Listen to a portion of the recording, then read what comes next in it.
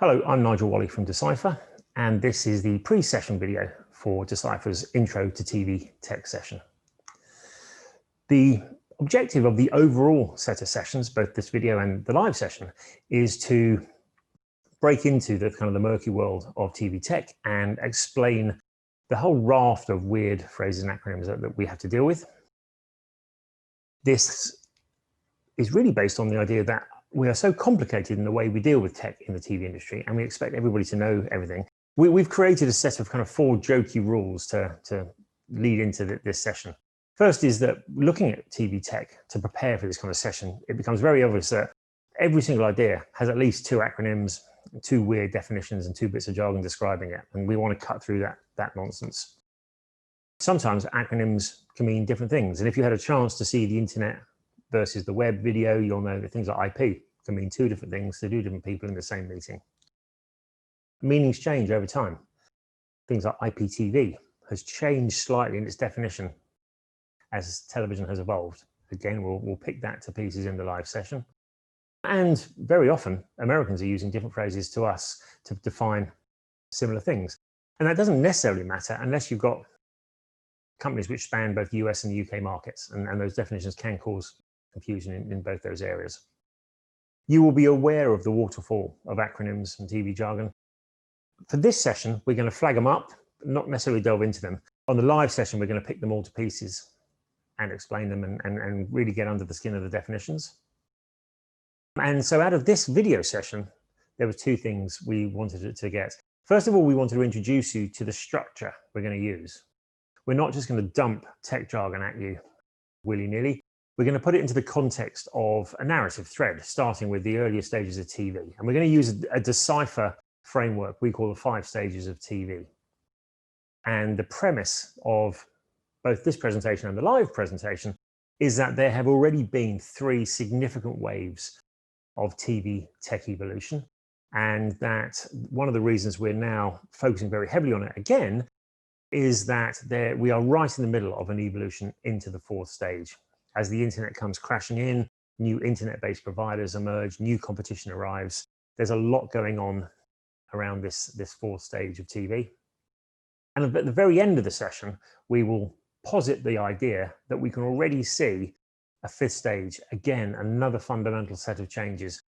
And we'll sort of leave you thinking about how the stuff you've learned can evolve into the next stage.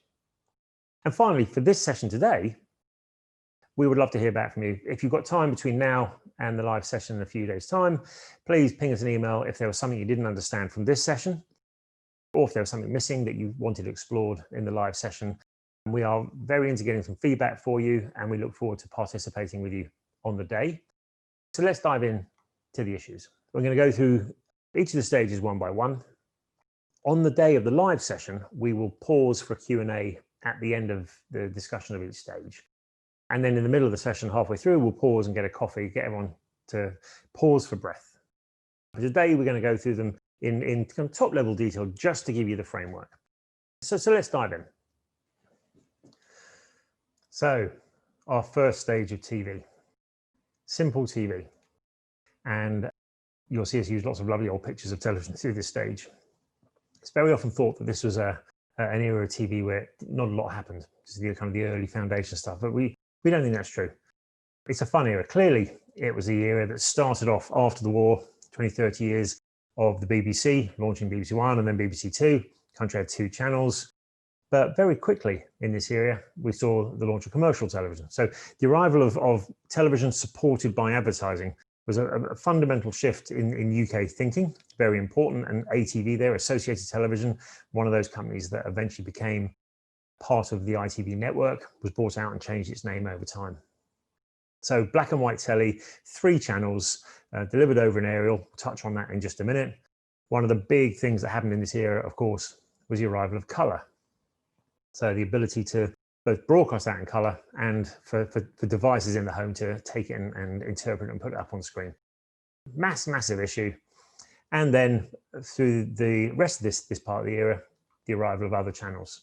So 5 broadcast television channels in an era of simple TV. You'll hear lots of people talk about PSBs, an acronym, the public sector broadcasters. And that acronym and that term was defined in this era to refer to these 5 broadcasters.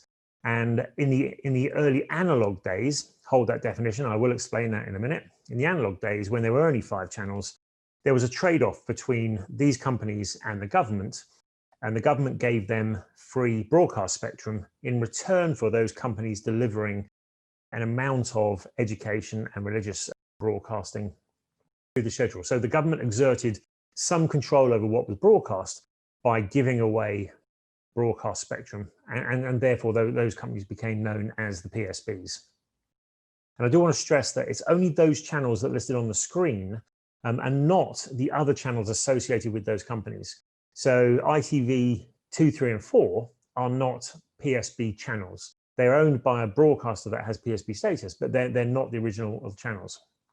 And as you'll see, that one of the key benefits that these broadcasters took into the digital age, again, we'll define in a moment, is that they got the rights to have the number 1, 2, 3, 4, and 5 slots on any on-screen menu or program guide. And they still retain that right. And that right is because of their PSB status. So if you hear PSB, that's who we're talking about. And that's the background to it. When we look back, we define these things as analog broadcast channels. But of course, in those days, in the days of analog, no one referred to it. It was just telly. These were broadcast tellies. And they didn't really use the phrase broadcast channel too much because it was just telly. That was the only way you could receive telly. And we use broadcast channel now to differentiate between on demand and other things. So the phrase analog broadcast channel is a kind of a historic look back. It wasn't really used in those days. And we'll come on to that in a bit more detail. In the live session, we're going to break out into various aspects of that as we go. So one of the other things I wanted to flag up is that this era wasn't free of other forms of innovation, as well as this big jump to color. There was a lot of kind of tech innovation beginning. It seems funny now to focus on the arrival of remote controls. Remote controls weren't there. Then very slowly they came with a couple of waves of tech. In the early days of the Flashmatic, they were actually linked by a cable and then by an infrared beam. So the arrival of remote control was the first time that there was a significant change in functionality. And also on-screen text, so teletext, CFAX, etc. This was the first time when we thought about people actually reading text off screen. And it turned out they would, even though it was incredibly poor quality, as you can see, compared to today's television. And it raised an issue that we will talk about at various stages through the session, which is that a broadcast signal, as well as containing the television programs, has the capacity to contain engineering data alongside the signal. And that engineering data can deliver text as it did to teletext and CFAX. So that was broadcast out alongside the channels using spare capacity broadcast space. One of the things we've all forgotten about teletext was that when it first arrived, it needed a box, and people would literally plug another box next to the telly. So it was really the first time we had this idea, which is still with us, that you can plug something extra into a television device and add extra forms of content or extra functionality. So really, you can draw a line between that first teletext box and a Chromecast, or one of the modern set-top boxes. It's really that same idea, and it's an important concept to get into your head, that lots of new content and lots of new functionality first arrives as a plugin before getting absorbed into the core of the television experience. And the same thing can be said for the VCR, the video cassette recorder. It showed that there was a demand to record telly, that consumers wanted to do it, and it needed this great big clunky device to get plugged into it. And as we see in the next era, that functionality, that ability to record, gets blended into the core TV devices. So lots of innovation, stuff going on. I just want to flag up those other industries. One of the themes you'll see as we go through these 5 stages is not just convergence of tech, but convergence of industries as well. And back in this simpler era of TV, the idea that television had anything to do with telephony or computing would have been absurd. They were 3 distinct and separate industries. And at that point, you couldn't see a trajectory whereby those technologies and the companies involved would converge and merge. And obviously they do. So we're going to keep our eye on those other devices as we go through, because they're an important part of the context. So that was simple TV. Let's just come out of the slides for a moment. Right, so that was what we call the simple stage of TV. You can see it's an era that spanned a long time, from the end of the Second World War through to the early 80s. And so we covered a lot of ground, but what we really wanted to get in there was the big fundamentals, the jump from black and white to color, the arrival of commercial television, the beginnings of a discussion around functionality around TV. At the early stage of this era, the idea that TV could have functionality would have been hard for people to grasp. But with teletext and VCRs and things, we started to see that people wanted more functionality. And that leads us into the next stage. There was a growing demand for more. At the end of the 80s, people would see the American market, realize they had 500 channels over there, and wonder why we didn't have that. So there was a drumbeat for more. And we slowly moved into what became known as the multi-channel era of TV. And in the multi-channel era, obviously devices themselves had carried on getting better and expanding and getting bigger. But at the end of the 80s, we saw a new set of companies arrive who brought with them commercial options for adding television to you using a set-top box. And we saw the arrival of set-top boxes in our market, which changed everything. So why don't we dive back into the slides? There's a few things to flag up about this as we go. First of all, we have to look back and remember that every home in the country had one of those on the roof. On the day of the live sessions, we're going to kind of delve just a little bit more details about how that delivered and what the tech was behind it. But one of the weird things about the multi-channel stage was it brought new forms of distribution. We suddenly got cable television and we got satellite delivered television. And that's a really kind of an important distinction, that suddenly there was the first time we had a discussion about different ways of distributing telly into people's homes. Each of those new formats brought with them a slew of acronyms and tech definitions we'll go through in more detail on the live session. One of the big things to stress is that cable and satellite in this early stage were very much additions to normal telly. And so homes that had cable or homes that had satellite had them, as well as continuing to watch main broadcast channels and the PSBs over the aerial. So they were seen very much as bolt-ons, and they were configured around the television as extra bolt-ons with a separate remote control. And it was very common for people to watch normal telly with one remote control and then flick to the other remote control to watch some of the paid channels that they were receiving. And I've left a space at the end of this slide, as you can see, for the arrival of internet TVs. Not there yet, it's coming. But in this first wave of multi-channel TV, it was just analog, cable and satellite. And they were very much additional services. And then, of course, digital arrives. One of the things that we always stress, and it seems funny to look back on this now, is in the analog era, there was no on-screen menus. You could have 500 channels, but you had no way of navigating them other than a newspaper. The digital age began to change things. So at some point, it became apparent that it was much more efficient to deliver telly through digital encoding than analog. The live session will go through that in more detail and we'll explain what that means. But digital arrived, it meant new set-top boxes and a rejigging, or very often new aerials in people's homes. But it brought with it some very exciting innovations. It brought with it on-screen menus, as I mentioned. So for the first time, we had these things. And of course, with that comes a whole slew of new acronyms and devices. It also brought comparison of the benefits, analog versus digital. Also, TV digital. What is TV digital? And is it the same as internet digital? And so bear that in mind. They are slightly different ways of doing digital and don't fit together very well. And again, we'll pick that apart on the day of the live session. And also, digital brought whole new sets of acronyms. It brought new acronyms in cable and TV, which we will list out and go through. Most importantly, though, it brought telly over the internet. Suddenly, there were services on the market that delivered broadcast and on-demand over Ethernet cables into the boxes that didn't require one of the three other ways of getting telly. So for the first time, we had that. So we have EPGs to talk about, electronic program guides. We've got new words for the boxes. Instead of just calling them set-top boxes, There are now digiboxes. And as you'll see in a moment, we also have the arrival of recording, PVR, personal video recorders.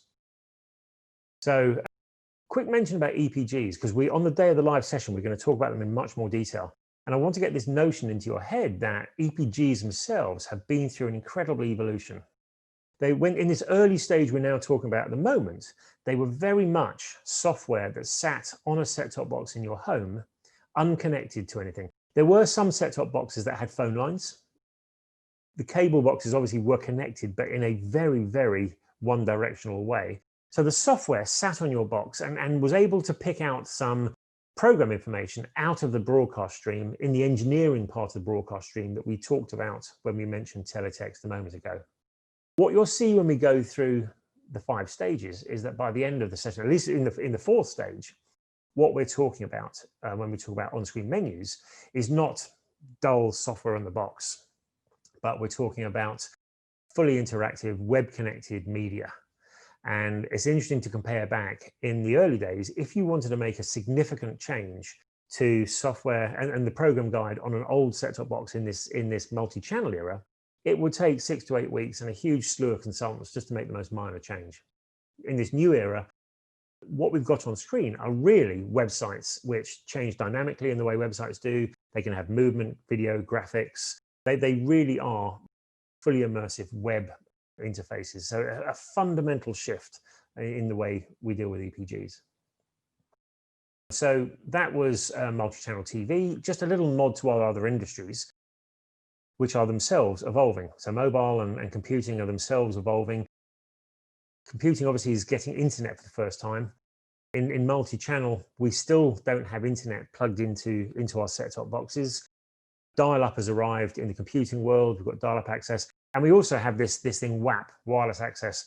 There was a dreadful era where people tried to create internet connections and small internet websites for the mobile phones. And WAP was a protocol, wireless access protocol, a little bit like the World Wide Web or one of those protocols we talked about in the internet to web session. And WAP was the version, especially for that generation of 3G mobile phones. The TV industry started to get interested at this point. So whilst there was no distribution of television in this era, we began to see the arrival of websites from TV companies and the arrival of websites for particular programs. So in this era, in multi-channel TV, the internet and the devices that came with it, phone and laptops, were really beginning to be probed as marketing devices and marketing tools for the television industry. And at the time, there was very little conception that they could also be distribution and consumption devices for TV. And that all began to change as people plugging broadband into the back of a set-top box became very common. But first off, let's just talk about the impact of computing and set-top box. PVOD, it's my favorite VOD. One of the big things that happened in this era were people realized that set-top boxes and computers could merge to a certain extent. And some of the functionality from a computer, in particular the hard drive, could be put into a set-top box, and we could create a PVR, a personal video recorder, the ability to record in a set-top box. And when this first happened, they were small. The memory wasn't very big, but they grew very rapidly, very quickly, to the point where some TV companies started to experiment with keeping some of the memory for themselves. In the UK, Sky did this. And what they started to do was keep some of the memory, broadcast a program over a private channel up in the air, send an engineering signal to the box to record it. So then they had a recorded program that they were in control of on the hard drive in a consumer's home, which were then offered as on-demand movies, very often pay-per-view on-demand films. So you might have 10 pay-per-view films arrive on your set-top box at the behest of the television platform. And that was very exciting. And it became known as PVOD, push VOD, push video on demand. And that's one of those phrases that's kind of changed over time, because PVOD is very often referred to now as platform VOD, to differentiate it between platform VOD and broadcast VOD. So platform VOD uses the hard drive in devices in the home, and broadcast VOD will touch on in a later stage. So the convergence of set-top boxes and computing brought with it on-demand. So on-demand arrived in television before the internet. It's a strange concept, but that's really what happened. And we use terrible phrases like partitioning the hard drive, which is what the platforms did to create the situation where PVOD could exist. And the final thing to say about this multi-channel era and the arrival of these program guides, up until this point, the companies that were delivering multi-channel TV, this additional TV, were seen very much as engineering companies. They would come around your house, put a dish or fix a cable into your TV. Their brands weren't particularly strong. They weren't seen as a threat or a rival to television companies. And it wasn't until we got on-screen menus where their logo was the biggest and most prominent logo on the screen that we began to consider this group of companies, television platforms, as distinct and competitive, stroke threatening, to the existing broadcasters that felt that they ran TV. And it was a very interesting time because for the first time, broadcasters realized they had consumers, not customers. And it was the television platforms who actually had customers, paying customers who gave them money, whose name and address they kept, whose bank account details they probably had. And it was a very different relationship. And so for the first time in television, we began to explore the idea of customers and consumers, and the fact that broadcasters who always felt they kind of owned their audiences were actually just people who were shouting audiences through someone else's system.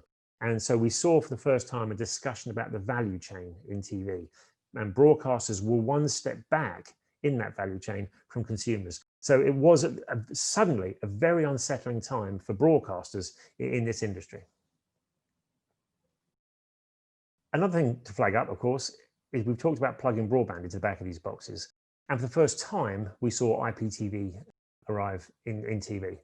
And we saw services arrive who added in on-demand onto the back of their systems.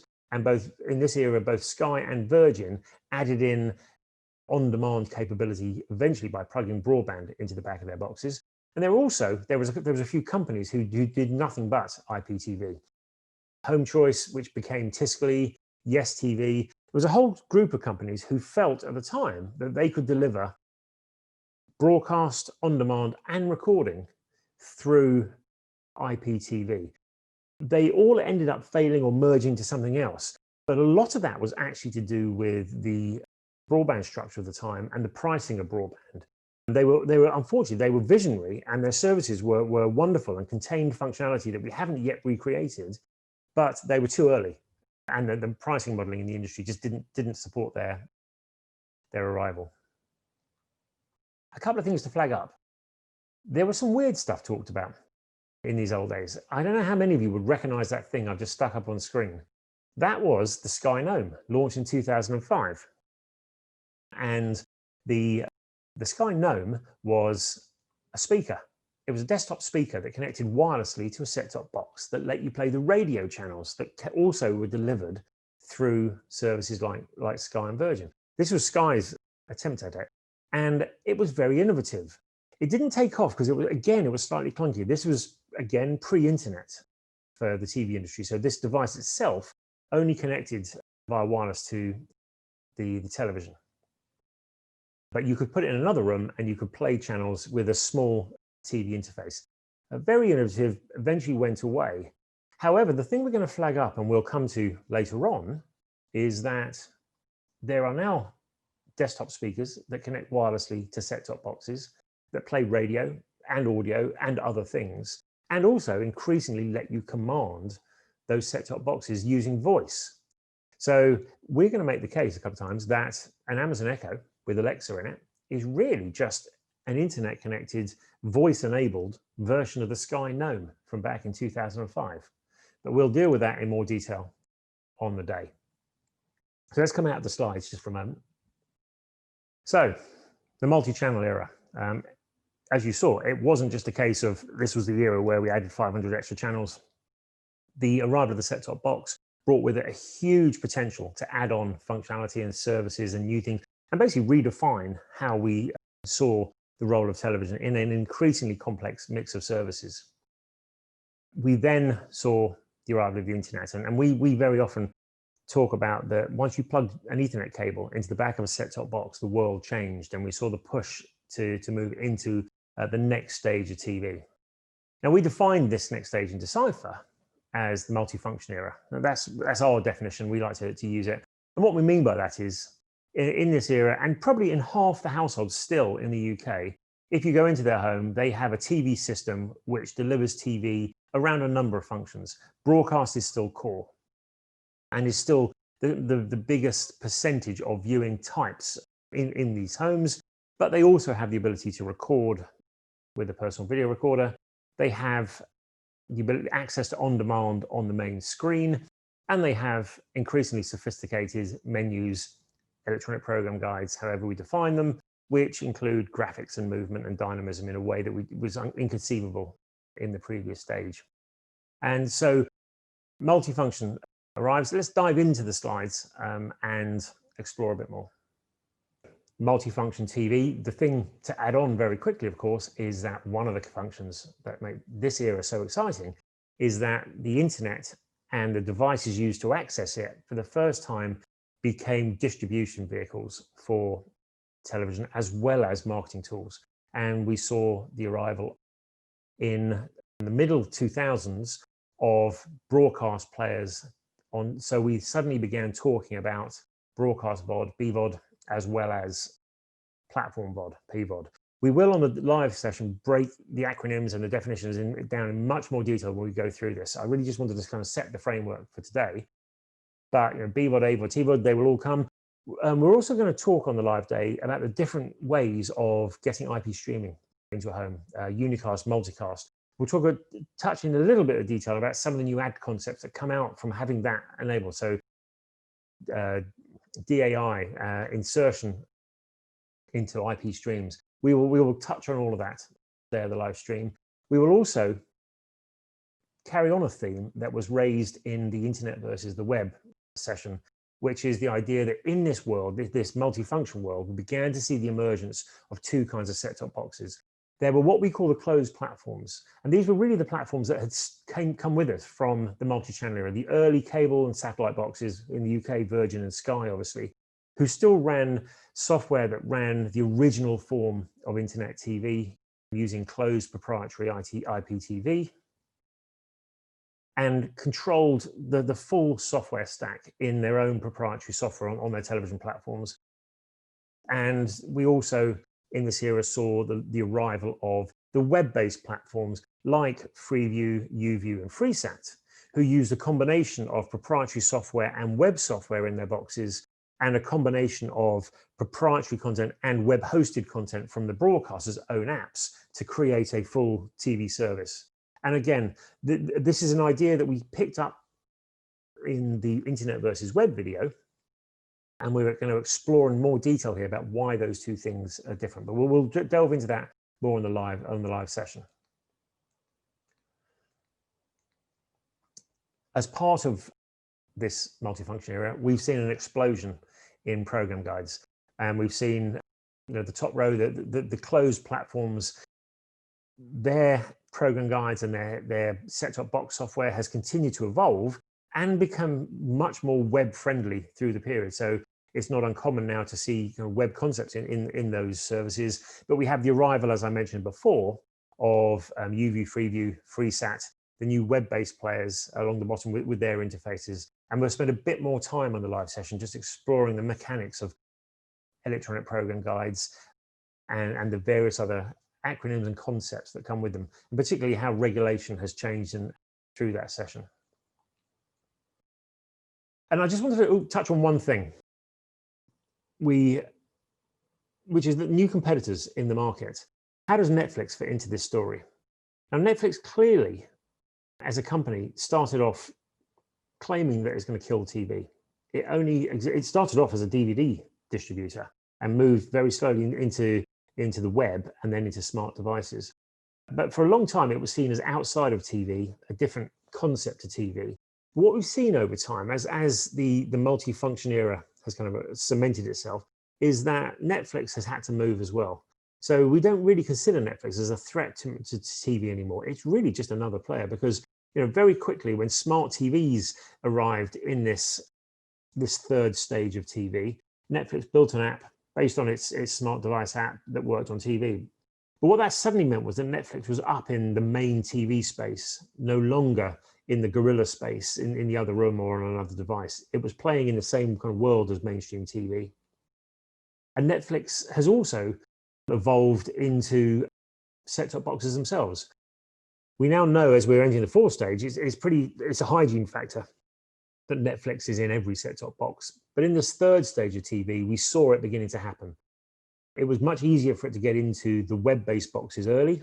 So in the UK, it was in UView, it was in Freeview, etc. Very quickly. It was on smart TVs.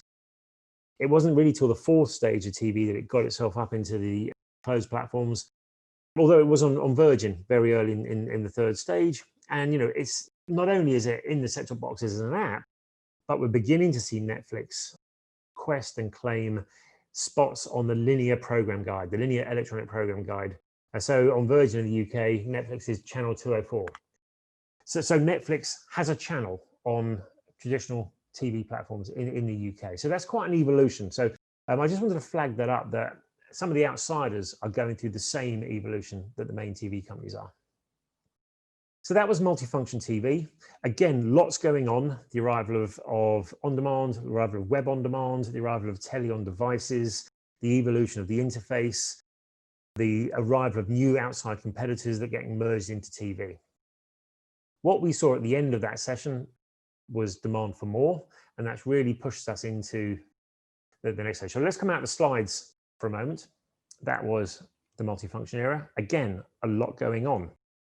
The arrival of television on mobile phones and tablets and laptops, the movement of on-demand up onto the big screen, a lot going on. Obviously, technology carries on. One of the things we saw at the end of this era, or as we approached it, was that consumers started to spot the problems with the connectivity, moving content between devices. And they began a drumbeat to make everything just work better. Consumers would say to us in research, I've got all of this stuff, all these different apps, it just never fits together well. And a drumbeat began for an era we've begun to call connected and converged. And what we mean by that is that every device that we now consider a TV device, whether it's a screen, a set-top box, or some form of mobile device, comes internet connected by default. It's become the hygiene factor standard for any devices. And that wasn't the case at the beginning of the last era. And not only that, but the extra devices that we now associate broadly with the world of TV all somehow should connect together better. And in this new world, content should move seamlessly from mobile devices to big devices, etc. So this is the vision for this next stage. And it also includes some strange things. It includes other devices like Alexas, etc., in a way which we'll find interesting. So let's dive into the slides. The really interesting thing about this era that we're kind of getting into now is that the number of devices that we're talking about as part of the mix is expanding. So it's not uncommon to talk about voice services as part of TV. Most of the major TV platforms have got voice now enabled, or can integrate with the major voice services like Google Assistant or Amazon Alexa that are out in the market. So voice has very quickly established itself as part of the device mix that we're interested in this new and connected world.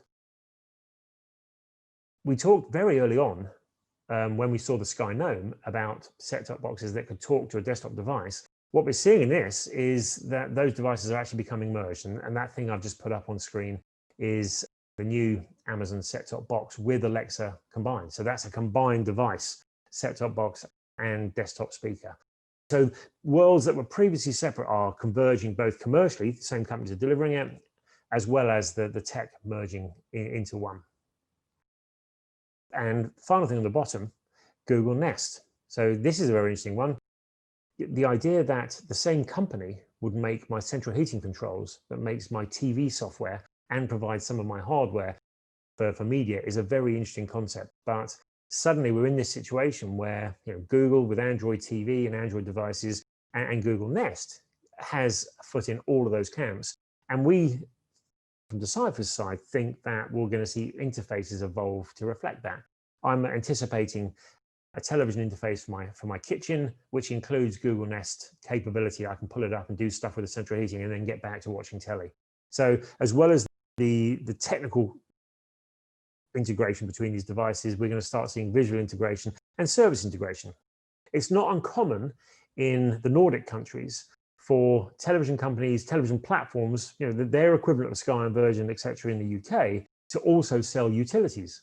That's a totally normal thing. It would seem odd here at the moment, but you can see the integration of things like Google Nest into the mix bring that possibility much closer. Again, interfaces continue to evolve, and we'll delve more on the day of the live sessions. But the web capability and these new interfaces, so suddenly we're really interested to look at Roku and Amazon and Google Android. So the names are different. Suddenly in this fourth stage, when we're considering who's got great interfaces on television, we've got new names on screen. We spent a lot of time looking at the Amazon interface with the dynamism, the movement, the clicking to video. A lot of it has been spurred by the original innovation that was done by Netflix in this world. It completely changed the expectation for what is a good interface by bringing these web-served interfaces into TV. And green button. Why am I bringing green button into here? Very early on, I mentioned how hard it was to bring broadcast digital and internet digital together. Even though they both contain the word digital, they were hard concepts to merge. And I will talk more about this on the day, but the green button services we've seen from the BBC are the first time we've seen a digital broadcast signal contain some engineering signal, which prompted a green button to appear on the screen, which if you clicked, created a jump to content hosted by a web player, in this case, BBC iPlayer. So what we saw for the first time with these green button functions that they were launched at the end of 2019 was the coming together of broadcast digital and internet web delivered digital content into a merged concept that was there on main screen TV. And again, we'll pick that apart in more detail on the day, but green button, ITV, and we'll also mention some of the tech acronyms like HBBTV, etc., which bring that up. So Converged, DVB, and IP, sorry, and HBBTV, we'll talk more on the day about what that means and why should we care. A few things. It will be easy in this world of on-demand to assume that set-top boxes that I can record on are no longer for this world. Smart TVs are obviously becoming very prominent and in some ways replacing set-top boxes. So a lot of people say, well, surely set-top boxes, surely PVRs aren't long for this world, but they're still launching. At the beginning of last year, brand new personal video recorder launched. Who launched it? Amazon. So this is an Amazon PVR. And why are Amazon launching new devices that can record things in a home when they're completely an internet company? They are all about streaming and all about on demand. Why would they launch a PVR? It's a great question. Hold that thought and we will come back to it. You'll probably notice that Decipher, we're very interested in the power of devices in our home. And whoever controls the box in your home at the moment still is in a position of great power. So we'll explore the whys and wherefores of that in more detail on the day. And so that's connected and converged. Let's come out of the slides briefly. So that was the connected and converged era. As we said, it's an era that we kind of firmly feel as though we're moving into now, whilst we have to recognize there are a lot of homes who still live back in the multifunction era.